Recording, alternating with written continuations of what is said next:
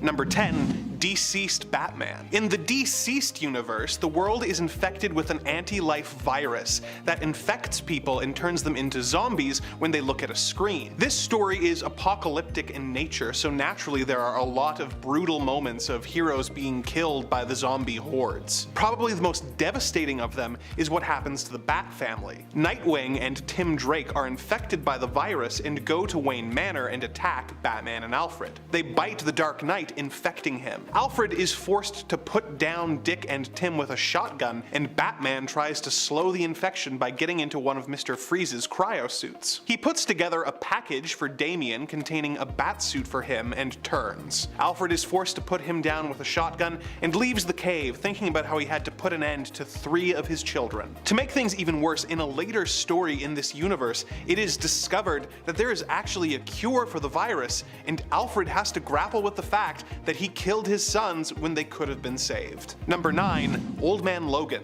On Earth 800,007,128, where the Old Man Logan story takes place, Captain America's old foe, the Red Skull, managed to organize all of the Earth's supervillains and used them to defeat all of the heroes of their world and take over the United States. As he explained to a dying Captain America, Abomination was given California, although a crazed Hulk gang would eventually take this over. Dr. Doom was given the Bible Belt, and Magneto was given Las Vegas, although this was eventually taken over by the Kingpin. Red Skull took over the White House and installed himself as dictator. Worst of all was how the villains defeated the X-Men. Wolverine was monitoring the situation with Jubilee when the X-Mansion was suddenly attacked by supervillains. As the children fled, Wolverine made a brave final stand against the bad guys, cutting them down one at a time until there were none left. It was then that Mysterio revealed that the whole thing had been an illusion, and Logan had been attacking his own teammates the entire time. This was so devastating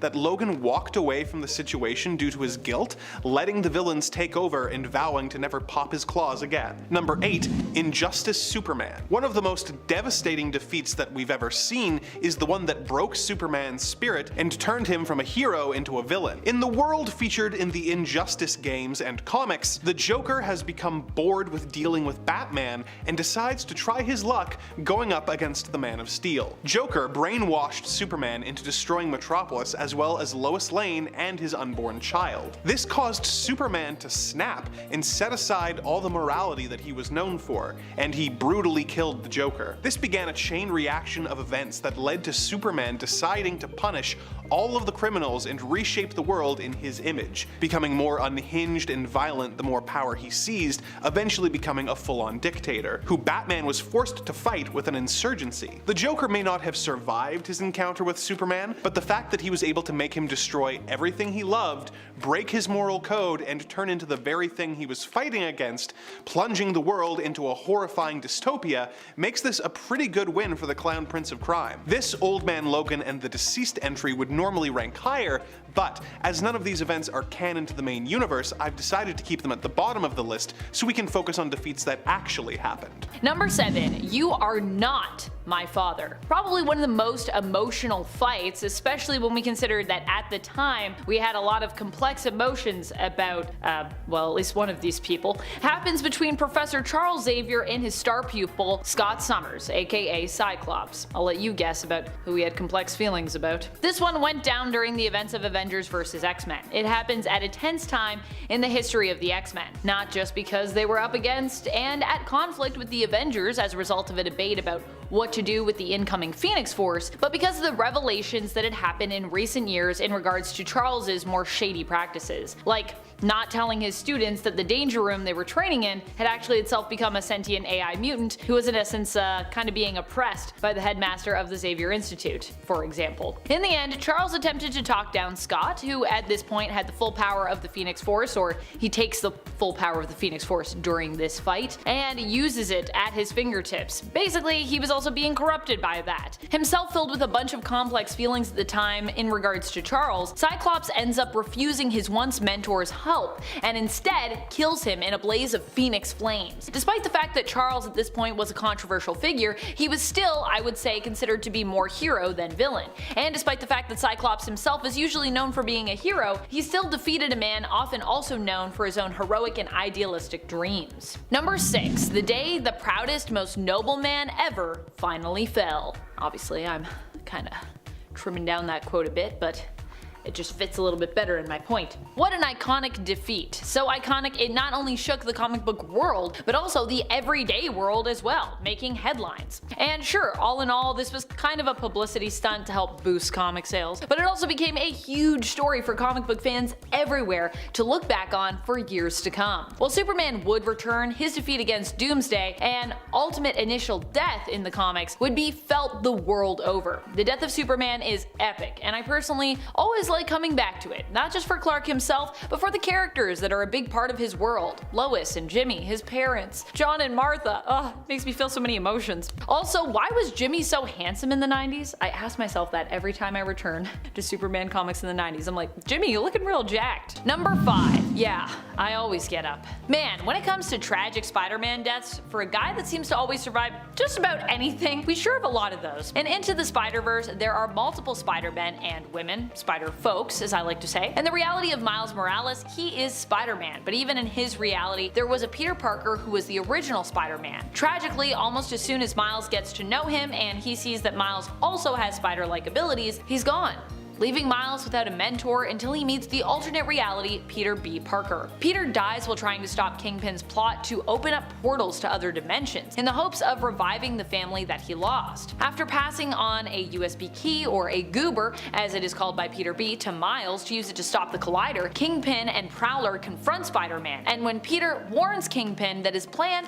will both destroy the world and ultimately fail in the process, or I mean at least destroy New York here, Kingpin loses his cool, slamming his fists into an already exhausted Spider-Man's chest, killing him. Number 4. This is going to hurt you a lot more than it does me. Famous words that come from Joker before he brutally attacks Jason Todd with a crowbar. This all went down in the Batman story A Death in the Family. Fans at the time were able to vote on whether or not Jason Todd would live or die. After the brutal attack on his life in issue 427 that ends with an explosion going off which buries Jason's body in rubble, in issue number 428 we'd get our answer to that fateful question. And ultimately it would be established that Jason had, in fact, died. Although much later on we learned this wasn't quite true when he seemingly returned from the dead years later as the antagonistic anti-hero Red Hood. Number 3. You losing your cool, Brucey? This is probably one of the most brutal in terms of the devastation that was physically wrought here. For this point we're talking about Wolverine versus Hulk, but in the Ultimate Universe. And you know it's going to be brutal because it's the Ultimate Universe.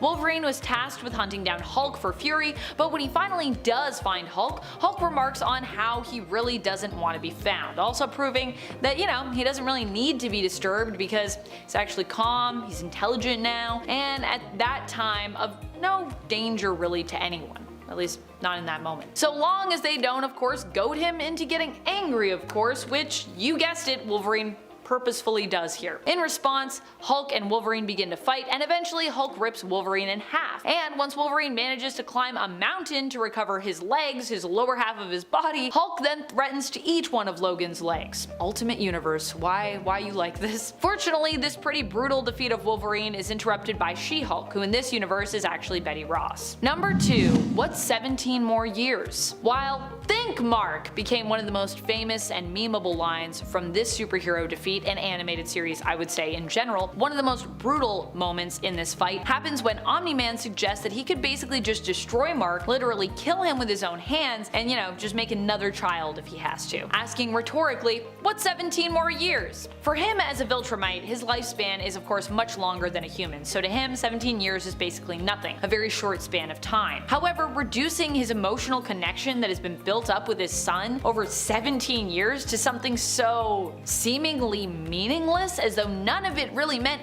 anything makes the beating that Mark takes here just even more brutal. Granted, in the greater scheme of things, we know it isn't this simple for Omni-Man, who, it is revealed, does love his son and is unable to actually swing the killing blow, probably because of that. So, number 1. It was a nice piece of work, Kingpin. You shouldn't have signed it. It doesn't get more awful than this defeat right here. This one happened as a greater part of the famous Daredevil story Born Again. In issue number 227 of Daredevil, we are told the story titled appropriately Apocalypse. And indeed, if you are Matt Murdock, it would certainly feel like the apocalypse. Here, Kingpin finds out Daredevil's secret identity and uses it not to simply kill him, but instead to destroy his entire life. First, he comes for his law practice, making it seem as though Matt bribed a witness in a case. But he doesn't stop there. He comes after his finances, his sanity, and even blows up his apartment, and in the process, destroys his costume. However, while DD is left feeling pretty defeated by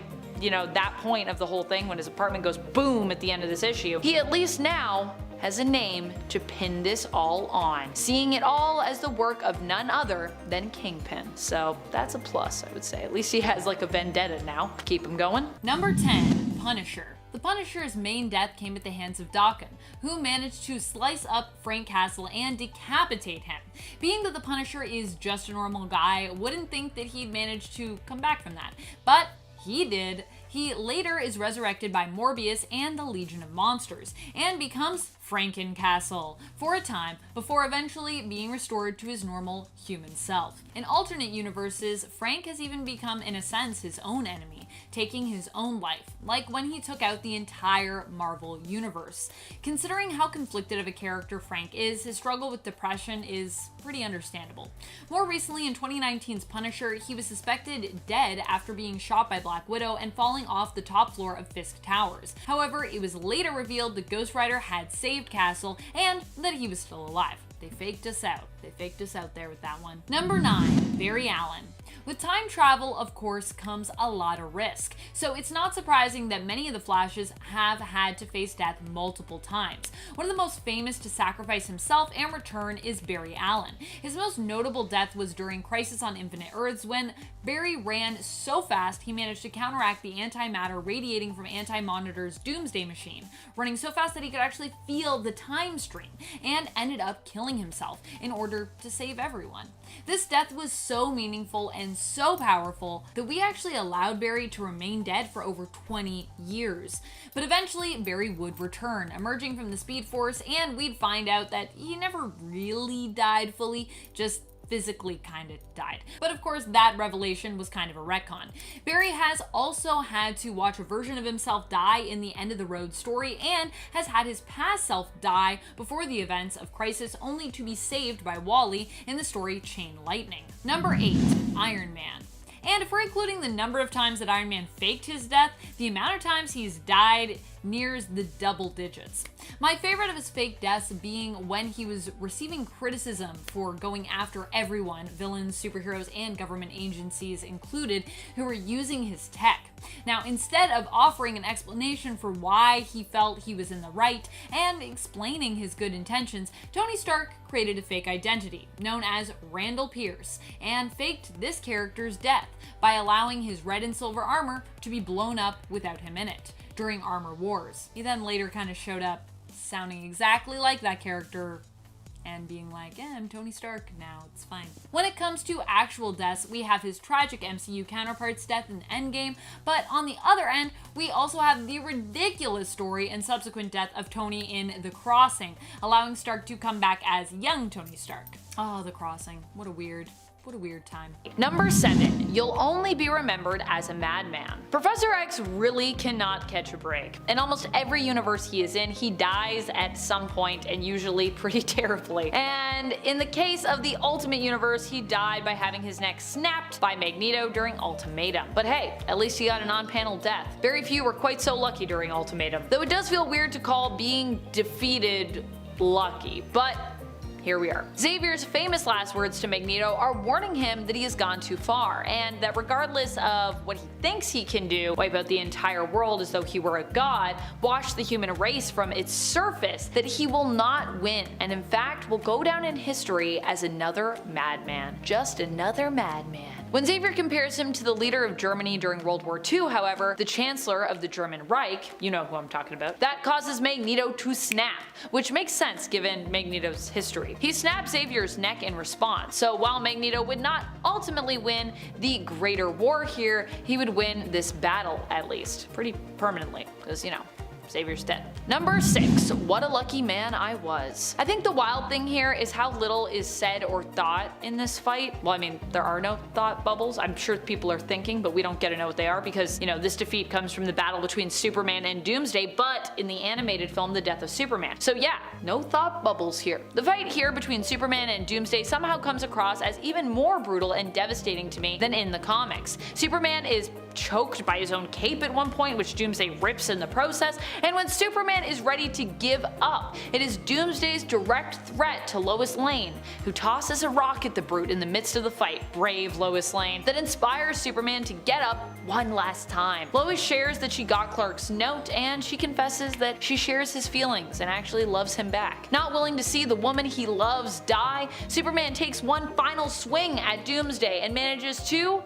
break his neck, twisting his head all the way around, killing him. However, this final punch also seals Superman's fate, using his last bit of strength before he too perishes. In the comments on part 1, someone actually talked about how Superman's death here while fighting and defeating Doomsday in any of the versions of this story could be seen as a victory because he did accomplish what he set out to do. And while I agree with that sentiment, because yeah, Superman does defeat Doomsday, Doomsday also robs Metropolis and the world of one of its most powerful heroes during this fight. And so in that way, Superman is kind of also defeated. I mean, he loses his life. So it's kind of like a two-way defeat when you think about it. It's bittersweet, which to me sums up what a brutal defeat is. It's something that is often hard to watch and something that comes with usually a pretty high cost. Number 5. Take heart, Kitty. Oof, this one hits me right in the feels. I go back to what it felt like the first time I read this one, and whoo, it got me. This defeat comes to us from the pages of one of my favorite ever X-books, I believe, the first volume of Marauders, which started back in 2019. I think this is one of my favorite X-books of all time. I mean, I'd have to really think about that and rank those, but pretty sure this is up there if it's not in the top 5.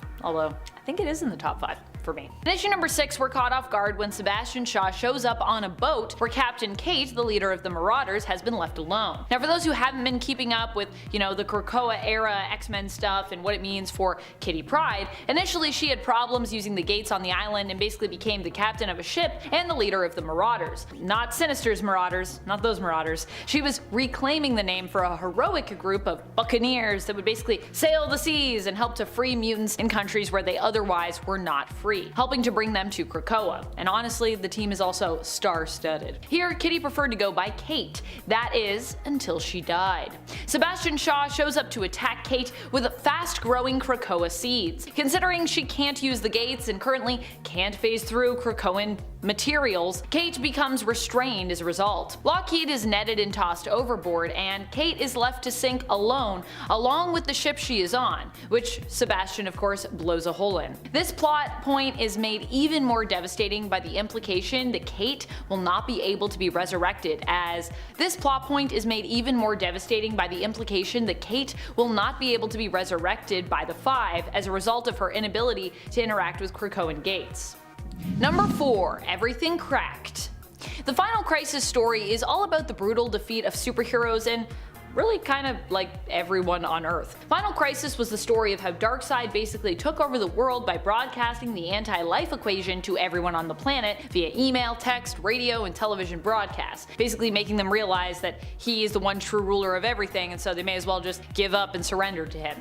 It was brutal, devastating, and honestly affected pretty much everybody in the comics. Eventually the heroes would manage to rise up and take back the planet, but for a while there, it was really bleak. Things got so bad that they even caused Batman to break his one rule against using guns in order to take on Darkseid. And this event started with the death of Martian Manhunter as well. Rough. Number 3, the one true enemy of the great Charles Xavier. Oh boy, we are going to the Ultimate Universe for this one, so you know it's gonna be brutal, right? This comes from the Ultimate X-Men series. Here, Sinister, who looks super different in this universe, so if you're like, wait a minute, who's that? That's Sinister? Yeah, it is. He infiltrates the X-Mansion and manages to sneak up on Charles Xavier himself, despite his immense telepathic powers. Xavier here is no match for Sinister, who takes him out of the security room he was in, where he was seemingly surveying his students. When Charles asks Sinister where he's taking him, Sinister responds that he's escorting Xavier to his one true enemy, and then he pushes him down some stairs. It's completely awful, really. Xavier isn't the only one who gets brutally and honestly insultingly messed up by Sinister in this issue. Angel also in this fight goes from being intimidating in one panel to basically mentally manipulated into choking himself against his will in another panel. So yeah, which I mean, I don't know. I kind of expect something like that for Angel, but Xavier? It's not fair. It's not very, that's terrible. Number 2, instead I will simply break you. Possibly one of the most powerful moments I've ever read in Batman comics. This epic issue that was an integral part of the Nightfall story is a whirlwind of a fight. And not only that, but overseen by a powerful inner monologue from Batman about all the wounds he has taken to get to this point, that truly highlights the struggles that really sum up this character, who against all odds always comes out on top, right? Not this time. In issue number 497 of Batman, this was the moment that Bruce fell in his fight against Bane. Bane came to finish him, but rather than kill Batman, decided to simply leave him broken, breaking his back over his knee in that massive and iconic splash panel. Number 1, but I saved you. I did it. This one made me cry all over again as I sat at my desk and reflected on it, revisiting it again. Oh boy, okay. So here we're talking about the death of Spider-Man, which honestly happened more than once in the Ultimate comic book line and universe, but I do think that this is my favorite death. This is Spider-Man's death done right, is what I mean, in my mind. If you have to do it, obviously, because I don't think many of us would really ask for something this heartbreaking to happen, but you know, here we are, it happened, and it's so sad. During Ultimate Spider-Man issue 159 through to issue 160, we see Peter in his final fight. In the final moments of this final fight, unmasked and with nothing really left to lose, he is forced to give it his all to protect the people of New York City, and more specifically, his friends, his family, his loved ones, and the people of his own neighborhood. In the end, despite everything he does in this epic fight, which spans multiple issues, he is defeated by the Green Goblin. And the ultimate version of the Green Goblin is an unstoppable, and as we later find out, immortal tank of a villain. This fight and defeat has it all though. Ups, downs, it's an emotional, action-packed roller coaster. And while Spider-Man does seemingly die, so seemingly does Norman Osborn as well in the end. So while this is a defeat, there's also at least some poetic justice felt in the end too. But goodness, Aunt May, whew,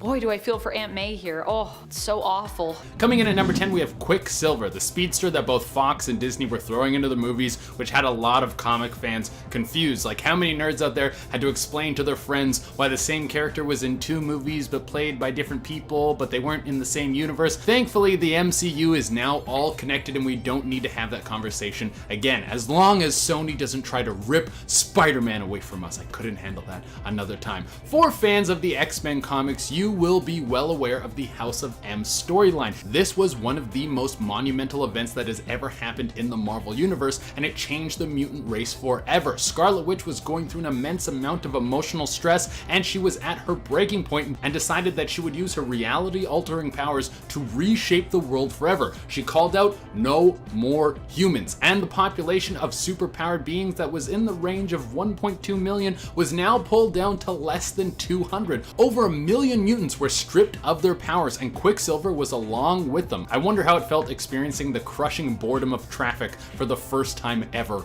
in your life. Coming in at number 9, we have the Green Lantern. Hal Jordan has often been used as a representation of the man when it comes to any sort of social issue brought up in the DC universe when he's involved. After all, he is a cop, so it kind of fits the bill for his character. Well, in the 70s, there was a lot going on in the world when it came to American politics, and DC wanted to take this on with Green Green Lantern and the Green Arrow. They were going down to try and calm the American people. Do you think these two guys became friends just because they both wear green? It was like the easiest form of association. Well, the two of them went down to confront some American miners who were protesting for better wages. And because Hal had been spending so much time on Earth, his ring was feeling a little bit weak. He tried to confront the miners to get them to stop, and in this moment, his ring lost all of its power. Also, the miners were fully locked and loaded with guns, so it was a little bit of a sticky situation. Coming in at number 8, we have Miss Marvel, one of the most super powerful characters in the Marvel Universe. Following a similar space cop motif that Green Lantern uses, it would seem that very few people would be able to stand up to her. I mean, we all remember in Avengers Endgame when she took a headbutt from Thanos without even flinching,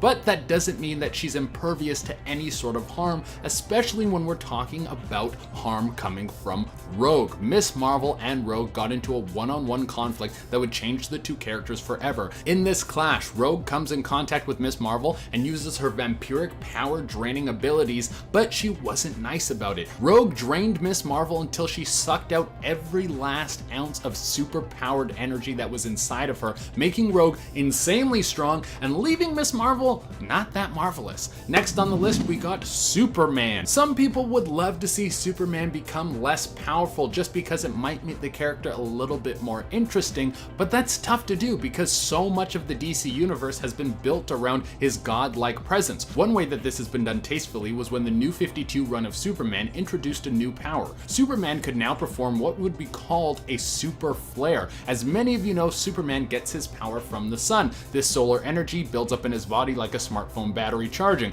On a few occasions, when he comes out of contact with the sun for too long, he will lose his powers and all of his abilities. But with this super flare, he can unleash all that energy stored in his body in one blast like a massive nuke. However, when he does this, he will be without his powers for 24 hours as his body sucks in that good sunlight.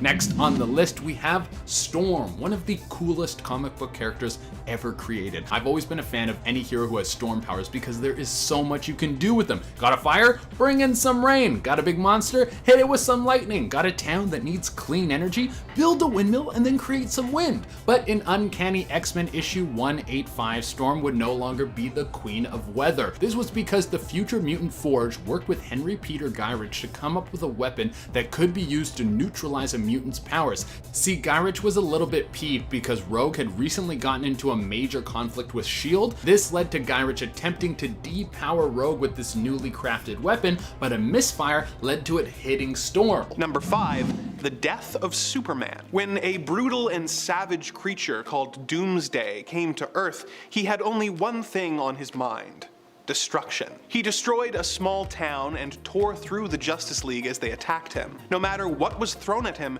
Doomsday would not go down. It soon became clear as Doomsday continued to shrug off attacks that this was a job for Superman. Superman went up against the creature as Metropolis bore the brunt of the damage. Doomsday was so powerful that Superman had to use the full force of his powers without holding back at all. He took an incredible beating, but managed to kill the creature in the end. Unfortunately, he had taken so much damage while doing so that he passed away in the arms of a distraught Lois Lane. So really, this fight is more of a tie when you think about it. The world was devastated at the loss of Superman as they mourned their hero in a massive funeral and wondered what would become of them now. Perhaps the most devastating element of this affair was that Superman's parents, John and Martha Kent, weren't able to attend their son's funeral as his secret identity would be compromised, and because Superman was entombed at a Metropolis memorial, they were unable to bury their son and instead had to bury a few of Clark Kent's possessions instead. Number 4, a death in the family. The Joker has made a long career of making Batman miserable by racking up massive body counts while enacting twisted schemes to bring Gotham City to its knees. Batman is usually able to stop the Joker before he achieves his ultimate goal, but sometimes the Clown Prince of Crime gets the better of the Dark Knight. The most infamous example of this was when the Joker captured the second Robin, Jason Todd. He beat him with a crowbar and left him in a warehouse that was rigged to explode. Batman almost got there in time to save Jason, but Robin was blown to smithereens. Batman tried to arrest the Joker, but in a bizarre twist, because the Joker was acting as the ambassador to Iran at the time, he was not charged with the crime due to diplomatic immunity. Batman did stop the Joker from completing his plan to gas the UN, but considering that Batman considers losing Jason his greatest failure, that kinda makes it the Joker's greatest win. And considering how much trauma the incident caused Jason once he returned to life, and the fact that it drove him to become a murderous vigilante whose relationship with Batman is tense at best as a result, it has been a long-lasting and fruitful victory for the Ace of Knaves known as the Joker, and a bitter defeat for the Dark Knight. Number 3, Hush. Batman has a bit of a habit for being infallible. Or at least I think that's what he likes to tell himself. So, when someone gets the better of him, it hurts. But when that someone is a childhood best friend, I can imagine it hurts quite a bit more. In the 2003 story Batman Hush, Bruce Wayne's childhood friend, Dr. Tommy Elliot, comes back to Gotham, but unbeknownst to Bruce, Tommy has a plan in place. Working with the Riddler and a large array of Batman's rogues gallery, including Killer Croc, Clayface, Harley Quinn, Poison Ivy, and even the Joker, Tommy orchestrates a huge plan manipulating events and those closest to Bruce Wayne to leave Batman distracted, outsmarted, paranoid, and ultimately subdued. He uses intimate details of Bruce's life against him in an attempt to take down Batman and have him unmasked at Arkham Asylum, all in some weird attempt for revenge against Bruce's father and a promise made by baby Bruce. Now, if it wasn't for the intervention of Jim Gordon and a reformed Two-Face, Batman would have completely lost, being broken down over the course of the story by his old friend. Number 2, Pain of the Gods. If we are talking devastating defeats, a really good place to look would be issues 101 to 106 of JLA from 2004, a storyline titled Pain of the Gods that details each member of the Justice League's biggest failures. It is absolutely depressing, but on the bright side, perfect for this list. It kicks off with Superman, who arrives to save people trapped in a burning building. Now, an unnamed hero shows up to lend a hand while Superman saves those inside, and he brings them to safety until an explosion goes off, burning the other superhero to a crisp. The second issue follows Flash as he fails to save 2 younger people from a burning building, finding them when it was too late and the smoke inhalation had got them. He then goes around the city installing fire detectors in every single house, getting mad at a family who didn't find time to go install a new battery. In issue 3, we see John Stewart, Green Lantern, trapped between 2 separate domestics. He rushes to one and prevents it, but when he makes it to the other, it was arguably worse and resulted in a loss of life. The next issue follows Martian Manhunter, but this time it's more of his failings to understand the emotion that we experience as humans, and his alienation from that, and the pain of losing his entire species. It's really interesting, honestly, but moving on to issue 105, this one follows Wonder Woman, and for the Amazon, it was an extremely close near-death experience at the hands of a new supervillain that drove her down a path of needing some emotional support. Now, each issue ends with the team coming together for each other as a support system, and it's actually really sweet. And it all wraps up in the final issue with a story that was happening alongside everything else I talked about, but I'll leave that for you to read for yourself because it's really cool and I think you'll like it. And finally, in at number 1, it's Nightfall. There are many deranged and off-the-wall villains in Batman's rogues gallery, and while the Dark Knight has suffered losses and defeats at the hands of a few, none of those defeats are as infamous as the one he suffered at the hands of Bane. By issue 11 of the Broken Bat part of the arc, Bane had managed to find out that Bruce Wayne was indeed Batman. Bane surprised Bruce at his home, pumped himself with venom, and laid a brutal beatdown on the Dark Knight in his own home. The fight continued on into the Batcave, and being completely taken by surprise, Batman is on his last legs when the venom-fueled tank of a man lifted Batman over his head and dropped him spine first onto his massive back-breaking knee. This brutal move, captured in one of the most iconic panels ever, put the Batman completely out of commission, requiring him to choose another to fill his role as the protector of Gotham until he could make his final triumphant return. Number 10. All of this is prologue. Maybe one of the most powerful losses that I felt in recent history while reading comics came from the event AXE, Judgment Day. Not only is there the initial illusionary loss that our heroes feel, where I actually for a moment thought that they had all been killed by going for the Celestials off switch, only to find out that this was basically a ruse created by the progenitor, but when they actually all physically united to go up against the progenitor in real life and it wasn't an illusion, they failed as well. This all went down in AXE Judgment Day issue number 5, where many were killed as a result of the plan to attack the Celestial altogether and directly head on. Only a few eggs from Krakoa were able to be saved, and so bringing back some of the many who had fallen was a tough choice. For those of you who have no idea what I'm talking about resurrection protocols which are happening on Krakoa, which is the mutant island right now. It left me wondering as well where this story could possibly go next. And I mean, this story was like a roller coaster. It was actually, I really liked Judgment Day. It was a whirlwind. And friends, before we move on to our next spot on this list, if you love what we do here at Top 10 Nerd, and if you love when we talk about brutal moments, be sure to check out our brutal playlist for even more brutality. Number 9. Delicious. Maybe one of the most gruesome fights to have ever happened involving Spider-Man happens against one of my personal favorite villains, Morlun. And yes, I know there are many people out there that don't like Morlun, but I do like Morlun. What can I say? I am a sucker for vampires, even if they are weird, multiversal, energy vampires that feed on animalistic totemic energy. During the other story, Spider-Man was suffering from a mysterious illness and was weakened. It was during this time that Morlun struck in issue 526 of The Amazing Spider-Man. Not only does he beat Spider-Man to a pulp here, but he also devours one of his eyeballs, plucking it out. Yeah, ouch. And also, if I may add, ew. I also love that for this point I literally took the quote delicious. Number 8. Be true to yourself. Be the best you are able to. Don't ever give anything but your best. This defeat wasn't a straight up defeat per se, but really a lot of that column A with just a hint of column B. During the Crisis on Infinite Earths event in issue number 7 of the event's miniseries, Kara attempts to rescue her cousin Superman from the clutches of the Anti-Monitor. As the Anti-Monitor stands poised to kill him, Kara comes out swinging. Here, Supergirl proved just how fierce she can be and how determined when it came to protecting others. Ultimately, she was defeated and even killed in this fearsome fight, but at least she did succeed in destroying Anti-Monitor's machines here, and with the help of Dr. Light, saving Cal. Supergirl sacrificed her life to save her cousin, but her death also served to remind him of his own mortality. Number 7. Wolverine. For someone with a healing factor, Wolverine sure dies a lot. He's gone to hell only to come back and take hold of his body again, which at the time was possessed by a demon. He has died side by side with the X-Men countless times in both the main continuity and in alternate universes. Wolverine even got his own Death of miniseries in 2014. Surprisingly, Marvel even allowed him to be dead for a few years before bringing him back finally in 2018, eventually revealing that he had been resurrected by the villainous mutant Persephone. You know you've made it when you get like a Death of comic. Death of Wolverine, Death of Superman. These are the things. Batman RIP. Number 6. Spider-Man. Spider-Man has definitely died more times than his secret civilian identity has been publicly revealed.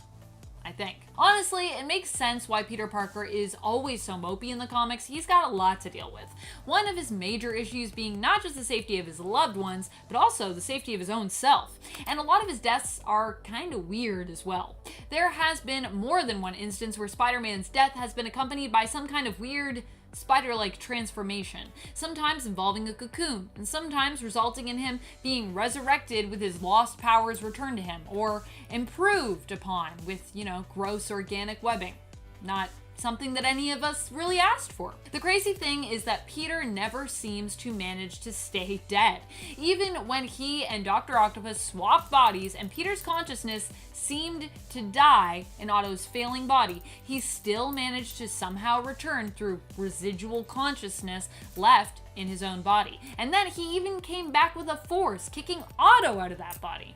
Woo! Right next on the list we have Bruce Banner. Jason Aaron did one of my favorite runs of the Hulk. There was a short series where this time Hulk gets rid of Banner, not the other way around. The Hulk goes to see Dr. Doom, and Doom genetically grows a Banner clone and then surgically removes the section of Hulk's brain which contains Banner and implants it into this new clone. So now the two can coexist without each other. Hulk actually deals with this very well. He checks out the world and ignores everything that the previous superpowered world would bring to him, but it refuses to leave him alone. Banner eventually goes mad and starts making an island of superpowered Hulk beasts with an attempt to recreate the Hulk in his own body. A team of mad scientist hunters commission the Hulk to work with them to take out the newly insane Banner, and the two sides of the same coin go head on, and that's only in the first few issues. It gets way crazier down the road. Right after Hulk, we have Thor. The Asgardian has always had a lot of family problems. If he's not fighting with his brother, it's with his dad or his sister. On one occasion, Odin thought it was time to teach Thor a tough lesson. Because Thor is insanely powerful, he's always walked around as a brutish thug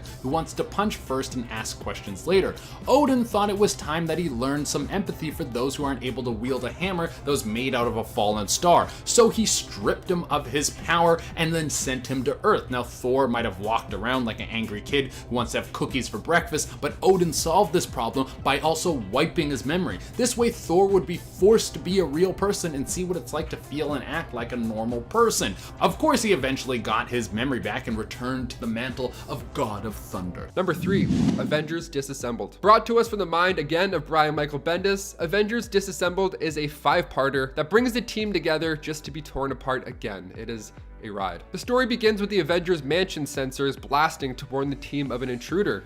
Now the intruder is the Jack of Hearts, who actually died beforehand saving Cassie, Ant-Man's daughter. So what's going on here? Why is he here? Well, Jack blows up, taking half the mansion out with him, along with the life of Ant-Man. That's crazy. And then the Vision crash lands with the Quinjet, starts attacking the rest of the survivors, and then She-Hulk comes out and rips Vision into two. And then while She-Hulk was going nuts, she accidentally hurt Wasp, Captain America, and Captain Britain. She-Hulk ended up leaving the group because of the guilt inside after she just wreaked havoc. Now this whole event is wild, even before Scarlet Witch is revealed to be behind it all. Spoiler alert. This is when Wanda lost her 2 kids because, well, they weren't actually her 2 kids. They were created from Mephisto. So she was upset. Eventually, she was defeated by Doctor Strange and Magneto took over from there. Now, this is where people, and I, want Wanda to go in the MCU. Perhaps studying the Darkhold and the recent loss of Tommy and Billy, she might make a big bad comeback. Who knows? Number 2, Avengers Red Zone. Avengers Volume 3 Issue 65, titled Avengers Red Zone, is a 6-parter that begins with this mysterious red cloud coming through South Dakota. Oh, this is a nightmare. So it's bringing a plague, basically. It's a red mist of doom. It's kind of like the movie The Mist, but without monsters, although it's just as terrifying. So everybody wears masks, because you know that's what happens when there's a plague and you don't want to, die, you wear masks. Weird concept, I know. But it's still a war zone. People are dying off fast. Now in comes Captain America and the Avengers to save the day, figure out what's going on. And the team struggles here a lot. They get sick, they get infected, their motivation is just low, their team members are dying off, and things come to a fun turn when Iron Man and Black Panther create a cure. Great, but Iron Man gets trapped by Red Skull come part 6. The team is not looking good at this point. Cap is down, so Tony takes his suit off and exposes himself to the mist in order to give Steve CPR. No sacrifice, no victory. Sam Witwicky. And finally, number 1, Infinity Gauntlet. Coming from the minds of Jim Starlin, George Perez, and Ron Lim, Infinity Gauntlet was released in 1991, and Avengers Infinity War mirrored a lot of what happened from that event. Yes, Thanos wanted to take out half the universe because he wanted to impress Mistress Death this time around. He wanted to be her equal, whereas in the movie, he just wanted to fill people's bellies. The film adaptation was, in my opinion, Marvel's best work. All those characters in one movie, it felt smooth, didn't feel long, it didn't feel slow at any part. It's kind of great. In the movie, when Thanos is obtaining these gems, he toys with the Avengers in a similar way. In the comic, he turned them into strings and cubes, and then in Infinity War, Drax and Mantis had that happen to them as well. Even in theaters, I was like, this looks familiar, the whole cube thing. There's plenty of other references, it's awesome, and it's hard to make a list about the Avengers losing and not including the time we all paid them over $2 billion to lose. And that was Avengers Infinity War. Thanks, Russo brothers. Killing it. Number 10, Just His Bones and a Beautiful Memory. This one chokes me up every time. It's not only physically brutal, but emotionally brutal. Like so many superhero defeats that stick with me truly seem to be. In this case, it is Superman himself who is defeated by his friend and ally Wonder Woman. This all goes down in the story from outside of the main continuity, Wonder Woman Dead Earth. In this comic, Diana awakens in a post-apocalyptic world, where she seems to have forgotten what happened to the planet. There was a great war, war, and following it, a great fire, and it is in issue 3 that she actually finds out the truth about what happened to this now dead Earth, and her involvement in that. What happened was the Great Fire, and the Great Fire was her. In the past, in Dead Earth, the Amazons attacked humankind, and while Diana attempted to lead peace talks between both sides, this ultimately fails, and then the humans decide to basically nuke Themyscira. Diana's full power is unleashed when her bracelets are removed, but it's not enough to stop the nuclear strike against her home. In the end, her mom, her sisters, her entire world are all destroyed and lost to her. Superman rushes to help, but also arrives too late after prioritizing his own parents, who also were victims of a nuclear attack in Smallville. Her power fully unleashed, heartbroken, and filled with rage, Wonder Woman takes out her frustrations on Superman. The two fight, and ultimately this untethered and unlimited power that Diana has tapped into proves to be enough for her to destroy Clark after their fight also has obliterated the Earth via collateral damage. And friends, before we move on to our next spot on this list, if you love what we do here at Top 10 Nerd, why not show us you love us by clicking that subscribe button? I know there's a bunch of you that aren't subscribed, so, you know, if you want to subscribe, it helps us out. Number 9. The Justice League are dead. Welcome to Dark Crisis. Or really, welcome to Justice League issue number 75, the beginning of Dark Crisis. In this issue, the Justice League goes up against Pariah. Pariah used to be a scientist trying to stop the death of universes, who basically became corrupted when he was cursed to watch worlds end over and over again without being able to do anything to save them. I mean, to be fair, that would, I think, make pretty much anyone corrupted and kinda crazy. Pariah is back, and this time he intends to end the suffering of the multiverse by ending the heroes of the main continuity. He does this because he believes in destroying the main continuity he'll kind of be able to end the cycle of destruction, seeing it as kind of the root of the problem because the heroes from that reality have in essence meddled too much with the state of the multiverse. So he's like, in order for us to save the multiverse, we kinda gotta get rid of you guys. As a result, he seemingly handily defeats the Justice League in one go, blasting them with his own power after making them fight sort of the darkness, which is like an army of evil characters they fought before, but really it's just the darkness, leaving only Black Adam to survive, return to Earth, and tell the tale of what happened. Of course, the Justice League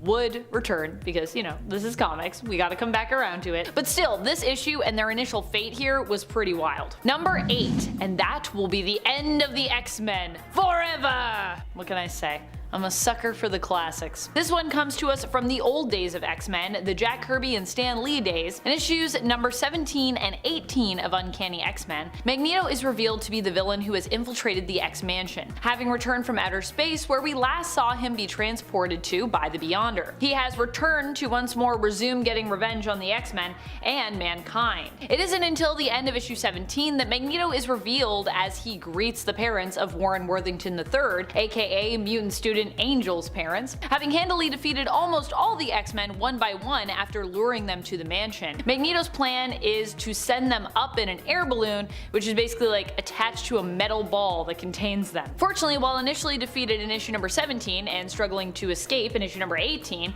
Iceman ends up getting showcased as the true hero in this issue. Kinda helps save the day here, almost single-handedly defeating Magneto just as the X-Men escape their deadly air balloon fate and return to back him up. Number 7.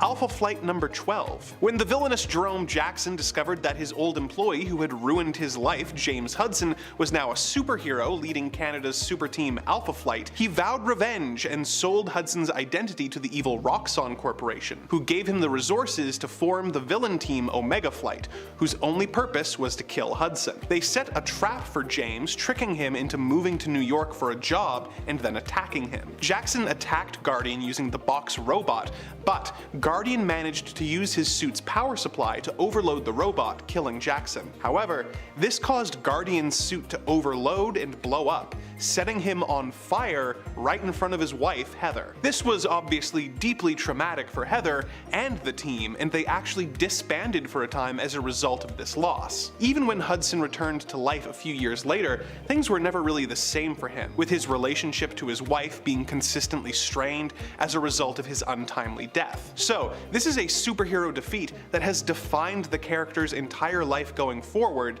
coloring it with an inescapable misery. Number 6. the death of Gwen Stacy. For a lot of his early run as the Green Goblin, Norman Osborn had no memories of his criminal activities, due to the Goblin being a separate personality. Green Goblin tangled with Spider-Man several times over the years, with Goblin eventually swearing to bring misery and pain into Spider-Man's life as revenge for always stopping his schemes. He eventually was able to follow Spidey and watch him change in an alley, discovering that he was really Peter Parker. Osborn eventually became aware of his Goblin side and embraced it, and concocted a scheme to ruin Spider-Man's life. It's not actually a particularly complicated scheme when you think about it. In Amazing Spider-Man number 121, the Green Goblin kidnapped Peter's girlfriend, Gwen Stacy, and then threw her off of a bridge. Spider-Man managed to snag her with a web, but the whiplash caused by her sudden stop caused her to break her neck. So, the Goblin achieved his goal of causing Peter as much pain as possible. Number 5, Superman. DC is a little confusing when it comes to counting deaths, as we have different continuities to consider when talking about their characters. There is New Earth, New 52, and then lots of alternate Earths as well. If we were talking about alternates, then Superman can be considered as dying well over 10 times in those stories. Now, when it comes to main continuity storylines though, he has died considerably less, more in the realm of the single digits. While many may be familiar with the storyline of the death of Superman, one of my favorite Superman deaths was one that Dr. Light brought about. So Dr. Light managed to hypnotize Clark Kent into using a magic wand, referred to as the Satan Staff, to kill Superman, aka himself. Dr. Light didn't know Clark Kent was Superman anyways. Fortunately, Batman knows how to operate magic wands and uses the same one to revive his pal Superman. I just love magic wands, and the fact that Superman is weak to magic because he needs a weakness. So we had to give him that. Number 4, Captain America. Captain America has died a surprising amount of times, and when he is not busy actually dying, he is likely busy faking his own death to make it look like he did. One of the most heartbreaking deaths for Cap was in Civil War, where a brainwashed Sharon Carter's fateful bullet killed Steve, although Tony took the blame for Cap's death there, understandably so too. Tony was the director of S.H.I.E.L.D. at the time, and it was while Steve was in S.H.I.E.L.D. custody that he was assassinated. Even when Bucky Barnes wore the mantle of Captain America during the Fear Itself event, he too died in that role. Captain America's dying left, right, and center. Number 3, Batman. Batman has died likely more times than you can count, if you are including alternate Earth versions of him and stories outside of the main continuity. But even if you aren't including those, he's still died an impressive number of times, and returned an impressive number of times for someone who is known for being, really mortal. He's a pretty mortal guy. He's extraordinary, but he's just a guy. Thank goodness for those Lazarus pits, otherwise we'd lose a lot of characters from the Batverse. How many times alone was Batman killed and resurrected by Emperor Joker as well? My favorite Batman death though is in Batman issue 72, when Bruce consumes poison to kill himself just so he can join an exclusive social club reserved for those wealthy elite who have cheated death. Aptly named the Death Cheaters of Gotham City. Batman is clinically dead for 7 minutes before returning to life. I think though that should likely mean he came back with little to no brain function. 7 minutes is a long time. Can you be clinically dead for 7 minutes? In a comic book you can for sure, if you're Batman. Number 2, Jean Grey. While not all of her deaths have counted as some were kind of retconned away, Jean is known in the comic book world for being one of the heroes most likely to die, and then most likely to be resurrected. Due to her connection to the Phoenix Force, she usually ends up dead only to be reborn again.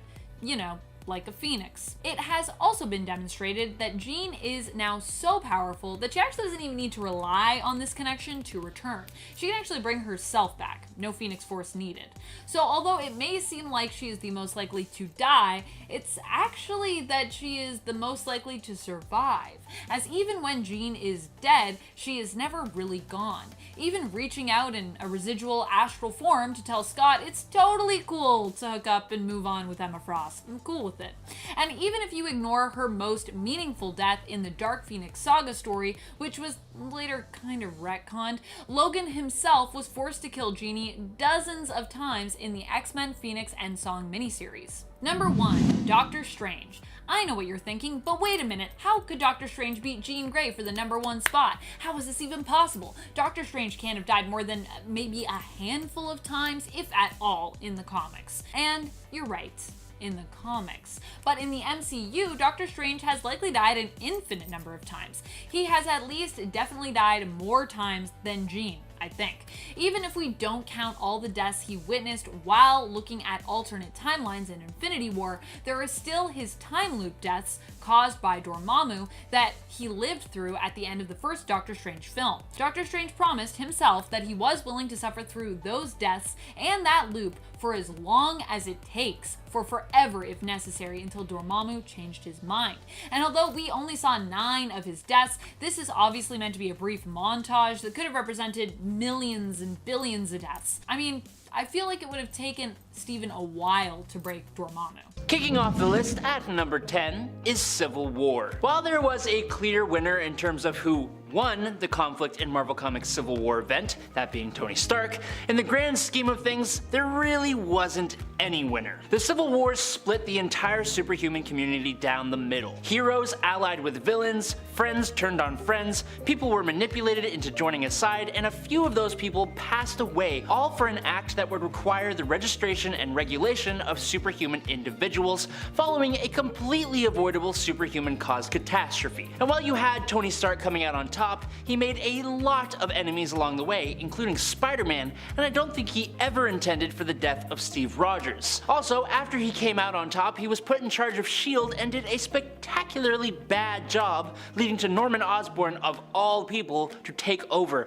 ushering in a whole lot more of bad. I don't think really anyone came away from Civil War feeling particularly great. Number 9, The Reigning. After the passing of Odin at the hands of Surtur during Dan Jurgens' Thor run from 1998 to 2004, Thor became the new All-Father of Asgard, and he made some pretty interesting choices during this time. One of the biggest decisions he made was moving Asgard to the skies above New York to inspire mortals with its grandeur and to force the world to be better. This triggers a conflict with the governments of Earth, which ultimately ends with the Asgardians conquering the planet and completely wiping out most of the superheroes. The story now shifts 200 years, where Thor now rules over this dystopian future and is no longer worthy of Mjolnir after killing his human counterpart Jake Olsen, symbolically cutting his ties with humanity. There is no more famine or disease, no borders or religion, there's no need to work, and Asgard's magic provides infinite clean energy for the whole planet. But this comes at the cost of making humans become inferior, with a few also planning to rise up against the Asgardians in order to regain their freedom. Thor marries Amora the Enchantress and they have a son called Magni. Now Magni ends up supporting the humans and the rebellion after seeing how badly the Asgardians are actually treating them. He challenges his father to lift up Mjolnir, proving that he is no longer worthy and leading Thor to question his own actions. After seeing the error of his ways, Thor uses the Odin Force to go back in time, erasing that whole timeline and making sure the Asgardians never take over Earth. For a character as unstoppable as Thor, his defeat here came in a much more poetic way, and it made for a great story. If you're enjoying this part 2, make sure you get yourself over to our channel to check out part 1, and maybe, if you want to, subscribe while you're at it. Always helps us out here at Top 10 Nerd. Coming in at number 8 is Avengers Infinity War. In the MCU, most of the movies follow a simple idea of a hero facing and eventually defeating a villain, coming out triumphant by the end of the film, completing an arc. Even if the villain survives to continue into another film in the cinematic universe, they are still usually defeated by the hero at the end of their debut movie. Well, when we were given the Avengers Infinity War, it marked the first time in the MCU when the heroes, and furthermore, all the heroes together, officially lost by the end of the movie. Despite their best efforts to stop Thanos from acquiring all the Infinity Stones to complete his mission, he still managed to put them all into his big golden gauntlet and snap out half of the life in the universe. He left the heroes in shock of what even just happened as they watched their friends turn to dust. And when we meet them all again in the next film, Avengers Endgame, they've all been left reeling and trying to move forward from such a massive defeat, which led to one of their greatest victories. Number 7. Shazam in Injustice. In the Injustice games, Superman is the tyrant ruler of the Earth. Most of the other heroes have either joined him or joined Batman as part of an effort to thwart Superman and bring him down. One of the heroes who remained on Superman's side was actually Billy Batson, Shazam. This is surprising to pretty much everyone, but seeing that Billy Batson is only a kid, more susceptible to some manipulation, it starts to make more sense. It also makes it very brutal when Superman takes down Shazam for turning on Superman and mentioning the now dead Lois Lane. Superman takes down Billy frighteningly quick, using his frost breath to freeze Shazam's mouth shut, stopping him from using his signature phrase, and then melting his brain through his eyes with his heat vision. Now, I don't know if this would actually work in any other continuity. I don't see why not, but Shazam has proven himself more than capable to take on Superman. Either way, it made me immediately hate this version of Superman, and it made me pretty darn sad at the same time. Number 6. Ultimate Spider-Man. Ultimate Spider-Man is one of the most beloved Spider-Man runs ever, which made the death of Spider-Man such a hard comic to read. Norman Osborn, the Green Goblin, escapes the Triskelon along with Dr. Octopus, Sandman, Kraven the Hunter, Electro, and Vulture, and hides in an apartment building near Central Park. With S.H.I.E.L.D. occupied by an explosion, Osborn tells the 6 sinister villains that it's the perfect time to do God's work and finally take out Spider-Man. Now, Otto objects to this plan, but Norman overpowers Otto and deals a fatal blow to him. Learning this, Peter heads to where the battle took place to find Otto's body. He goes off to investigate where Norman was off said to be, but when he leaves, he ends up spotting Captain America standing over a beaten Nick Fury and sees the Punisher aiming a rifle at Cap. That's all part of a separate issue, but he immediately dives towards Cap and pushes him out of the way, taking the bullet on himself. Now, while it wasn't fatal, in his weakened state, he had a much harder time facing off against Green Goblin and his collected villains. Peter puts up one hell of a heroic fight with the help of Aunt May, the Human Torch, and Mary Jane, taking out pretty much everyone until he faces this super amped up version of Green Goblin. Fighting on his last legs, he's helped out by Mary Jane, who shares one last kiss with Peter before he defeats the Goblin and then suffers his final blow from an explosion. He then passes away in the arms of Mary Jane in a pretty iconic panel, and now I want to cry. So that's great. Number 5. Age of Ultron. This one just starts off hot right off the bat. Hawkeye is sneaking into this abandoned building, just taking dudes out slowly. They have Spider-Man captured and he looks terrible. He looks like he just got hit by a freight train. Now in the MCU, Tony and Bruce are the masterminds behind Ultron, but in the comics, it was actually Hank Pym. Ultron made his first debut back in 1968 in Avengers issue 54, and in the comics, Hank Pym was actually the father of Ultron. He actually has the same brain patterns as Hank Pym, because he figured it needed personality, much like our MCU version of Ultron is another personality of Tony Stark's. So cut to the comic event Age of Ultron by Brian Michael Bendis. We see Ultron in all of his glory and it's quite menacing. The world is just trashed. He's from the future and he's here to take over the planet. The death toll reaches billions, including some of our favorite heroes. If you haven't read it, strongly recommend. Much better than the movie Age of Ultron, which was just like the weekend of Ultron, rather. Number 4, Civil War. Okay, the opening scene of Endgame is wild. The remaining heroes, minus Tony Stark, head out into space to take on Thanos, with the help this time of Captain Marvel. They actually sneak up on him and they cut the gauntlet off his arm in like 6 seconds. They kind of win really fast. See, when the Avengers are united and they have a plan, things work out. The other crew in space in Infinity War couldn't even get the gauntlet off of Thanos. Quill was freaking out, the gravity was off, Thanos had the stones, it was tricky. But if Civil War never happened, I fully believe that they would have handled Thanos as a team much sooner. But by the time Thanos begins his quest for the stones, Tony and Steve aren't even on speaking terms. Okay. This all comes down to the events from Captain America Civil War. Now this ends with Tony and Steve fighting it out and Cap drops the shield. Tony blasts off Bucky's arm. It's heartbreaking to say the least, but it's one of my favorite Marvel movies. For some reason. I like watching people lose. I don't know what it is. Right after that, we have Doctor Strange. Doctor Strange lost his powers in one of the coolest, dumbest ways possible. Earth was under attack from the Impericul, which are a futuristic robot race from another dimension. They hate magic and travel through time and space to destroy it in every form. The Impericul came to Earth to battle Doctor Strange, and Strange summoned up all the magic on Earth into his body in an attempt to destroy the Impericul leader, but this failed and left Strange in a weakened state with no magic left on the planet for him to use his powers. Coming in at number 2, we have Wonder Woman. Strength is a cornerstone of this character, and with the loss of her powers, it was shown that she can represent that in more ways than one. In the 70s, Wonder Woman willingly gave up her powers because she sought to follow her heart. If she was to stay the superpowered goddess, it would mean she would have to return to Themyscira and leave behind the heartthrob Steve Trevor. In her newly depowered state, she didn't give up her life of hero work. She went on to study a new martial art, probably making her even more powerful in the long run. I mean, if you can kick someone's butt while you're just regular flesh and blood, then when you pack some superpowered juice into that, you can start knocking people out like 19-year-old Mike Tyson. Part of the change to this character was to coincide with the women's movement that was happening in the 70s. DC Comics wanted to represent a strong female character that could be closer associated to the female readers that were picking up the comic.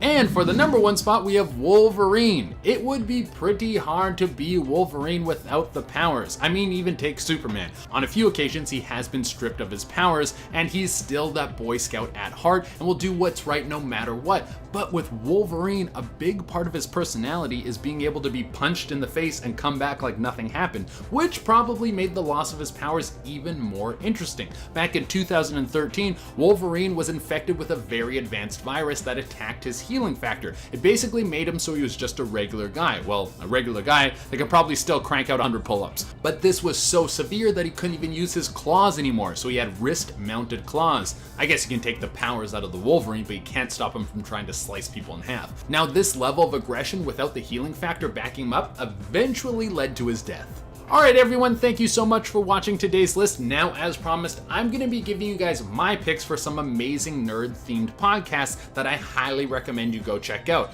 My first pick has got to be Inside Gaming Daily. Are you a big fan of gaming news, but you don't really have a lot of time to spend looking up everything or spend time looking at a long podcast, or actually listening to a long podcast, and you also want to stay up to date on everything that's going on in the gaming world? Well, then this is perfect for you. Inside Gaming is a daily gaming news podcast from Rooster Teeth, and it's only about 10 minutes long. I love this podcast. I listen to it all the time. My next pick is Fat Man on Batman, Kevin Smith's podcast where he keeps fans up to date on what's going on in the comic book world and interviews some amazing people from the comic book world. And my final pick has to be Welcome to Night Vale. If you're into storytelling podcasts and you're a fan of horror, then this has to be the perfect pick for you. Welcome to Night Vale is a fictional radio show in a fictional town that is packed full of so much bizarre supernatural happenings that has now become normalized. Kicking off the list at number 10, Avengers Under Siege. Written by Roger Stern, released in 1987, this is their first big battle after taking on Loki. It's a fan favorite, so I figured I'd start with this one. It began back in Avengers issue 270, when the Avengers were still living in Tony Stark's mansion in New York. It was comfortable until Baron Zemo and the Masters of Evil stormed the mansion. Tigra and Black Knight were injured severely, and Hercules was beaten so hard he went into a coma. And while they still were in for a hot minute, the Masters of Evil destroyed everybody's belongings, including the only photo left of Captain America's mother. That was a pretty sad page. Number 9, Secret Invasion. With Disney announcing all these new Marvel shows, we can start speculating where the plot might go. Like, for example, Secret Invasion was announced, and now Emilia Clarke has signed on to do it, along with Samuel Jackson and Ben Mendelsohn, so it's clear some Skrulls are probably going to be in the picture. In the comics, Secret Invasion was an event that took place where Skrulls wanted to take over Earth. They thought it was rightfully theirs, so they're like, yeah, let's do this. So what better way to take over the world than to blend in like one of the greatest heroes on it? So after the Skrulls had experimented on the Illuminati, they put one Skrull secretly in every team in all of these states. So with Sharon Carter making some shady phone calls after she was pardoned in the final credits scene of Falcon and the Winter Soldier, I'm betting that she's already secretly a Skrull. Number 8, House of M. This 8-part event written by Brian Michael Bendis starts off rather beautiful, dare I say. Wanda Maximoff is giving birth to her new twins. Vision is by her side, and then Xavier's voice just pops in out of nowhere, demanding that Wanda returns the world to normal. She refuses, and she hangs on to her children, and they shatter. The world goes away, and Wanda returns back to the normal world, where she has no twins, but she's in a dark room on Genosha. And he uses his powers to put her back to sleep. Then in comes Magneto, and he asks about his daughter's progress, and Charles is afraid, because at this point, her power is too much to handle. Now in Avengers Tower, the team is discussing on what to do with Wanda. The ideas are getting kind of dark, because they have to. Wolverine is suggesting that they just take out Wanda, just killing her, which is pretty dark. But then when Quicksilver passes on this gossip, Wanda then warps reality into a world called House of M, where mutants were top dogs and Magneto and his family just ruled them all. Other Marvel heroes were given their desires, like Peter was married to Gwen Stacy, Cyclops is married to Emma Frost, and Doctor Strange is a psychologist. The world is completely different, but the only person who remembers real life is Wolverine, the same guy who suggested that they Wanda. Things took a turn and the event became even more stressful when Wanda uttered those 3 words in issue 7. No more mutants. Number 7, Secret Empire. In Avengers Endgame, Steve uses future knowledge to obtain the scepter. He says, "Hail Hydra," Rumlow gives it over, no elevator fight needed. Nice. It was a fun moment in the theater, but the line "Hail Hydra" comes right from the comics, but this time around it's not that entertaining. The last words come from Steve after the Avengers standoff event, where it's revealed he's actually a sleeper agent of Hydra. Another pawn of the Red Skull after all. This was huge news. I mean, fans were really upset. Readers were sending in death threats to the writers. The 2017 series Secret Empire was wild. The team had to go against their own leader, Cap, who was trying to take over the government with Hydra, and then eventually run all of the United States. It was crazy. Bad Steve took out Rick Jones, he took out Black Widow. I mean, it's fair, readers were upset, really. This is a nightmare. In the end, it was concluded that Bad Cap was a double and Good Cap was actually locked in the Cosmic Cube. Number 6, Axis. When Red Skull abducted numerous mutants and Inhumans, Magneto tracked him down. Now at the same time, Scarlet Witch, Rogue, and Havoc were captured by Red Skull's S-Men and brought to the island / horror camp. The Avengers escaped and saved Magneto. Magneto gave Red Skull the beatdown of a lifetime. He got caught up in the moment and went a little bit too far perhaps. Magneto says that he did what had to be done, and he thinks that he saved countless amount of lives. But then Red Onslaught rises to the challenge. Red Skull is reborn, this time he's bigger and badder. The X-Men and Avengers team up to stop Red Onslaught, where a number of heroes inverted.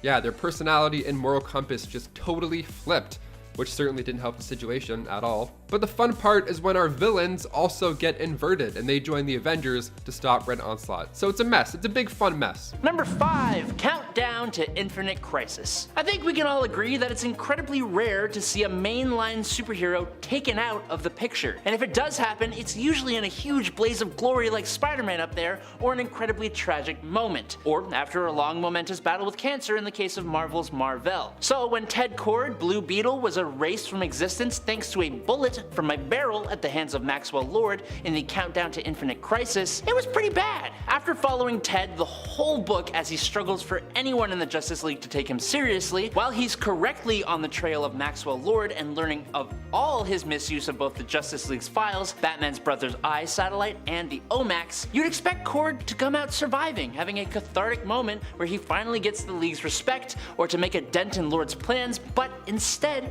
he gets snuffed out like a tea light candle that hadn't even begun to make the wax melt. It's abrupt, it's brutal, and it made me legitimately sad to read it. Number 4, House of M. Look, there is getting completely clobbered, losing life or loved ones, going down the path of a tyrant, and turning on one another, and that all happens in House of M. The kicking off point for this story was a defeat all of its own. The heroes being completely helpless as the Scarlet Witch completely rewrote reality. Now while she gave everyone pretty much exactly what they all wanted and made mutants the dominant race on the Earth, she robbed the world of their free will and had them all living a complete lie. And when that lie was uncovered, the Scarlet Witch lost more than she already had. Blaming that loss on her inclusion as a mutant, she spoke the 3 little words of no more mutants, and all at once, the mutant species suffered one of its most devastating defeats. All at once, 986,618 mutants were depowered, leaving some in situations that saw them lose their lives,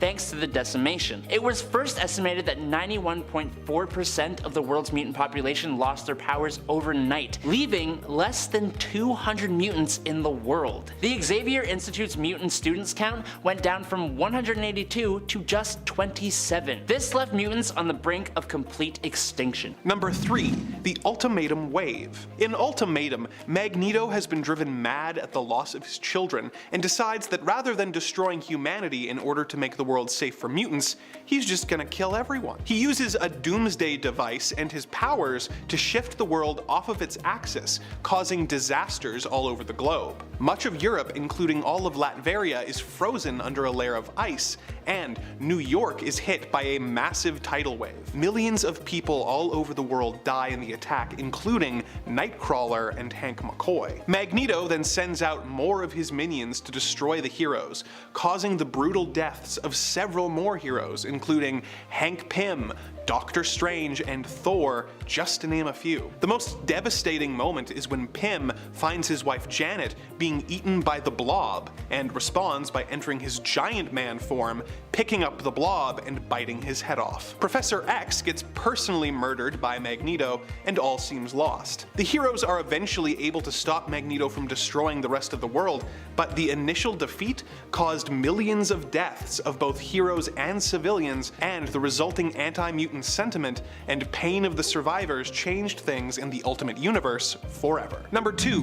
Watchmen's Giant Squid. In the Watchmen universe, created by Alan Moore, superheroes were outlawed, and the United States and Russia are at the brink of nuclear war. The smartest man alive, Adrian Veidt, formerly the hero Ozymandias, came up with a plan to save the world at the cost of millions of lives. He cloned the brain of a murdered psychic and created a giant psychic squid, which he planned to teleport into New York, where it would kill millions of people with a psychic attack, making the world think that they were under attack by aliens, causing them to unite against a common threat. It's slightly more complicated than that, but it's kind of hard to explain, and frankly, you should just read Watchmen if you haven't already. His plan was uncovered by the heroes of the book, who went to Veidt's Arctic palace to confront him and try and stop him, but after explaining his evil plan, he clarified that he had already enacted his plan 35 minutes prior, and that they were too late to stop him. In order to preserve the peace that had been brought about as a result, the heroes were forced to go along with the charade that Ozymandias had concocted. Number 1. Green Lantern loses a planet. In the Cosmic Odyssey series, when the anti-life equation became a sentient creature, it split itself into 4 pieces. These anti-life aspects each went to a different planet, forcing Darkseid and Highfather to team up with Earth's heroes in order to stop them. Martian Manhunter and the Green Lantern John Stewart were sent to the planet Xanshi to deal with the threat and defuse a planet-destroying bomb. The two tracked down the explosive, but feeling that Martian Manhunter was out of his depth, an arrogant Stewart used his power ring to trap Martian Manhunter in a bubble and send him away, telling him that he would only slow him down. Unfortunately, when Green Lantern got to the explosive, he discovered that it had been painted yellow, making him incapable of defusing it with his ring. It went off, and though the ring protected Stewart and Manhunter from the blast, the planet and all of its inhabitants were killed due to the Green Lantern's arrogance and carelessness. Martian Manhunter was understandably furious at Stewart, and the Green Lantern was obviously racked with guilt that never really went away. He certainly grew from the experience, but there are few things more devastating than failing to save an entire planet because you were overconfident in your own abilities.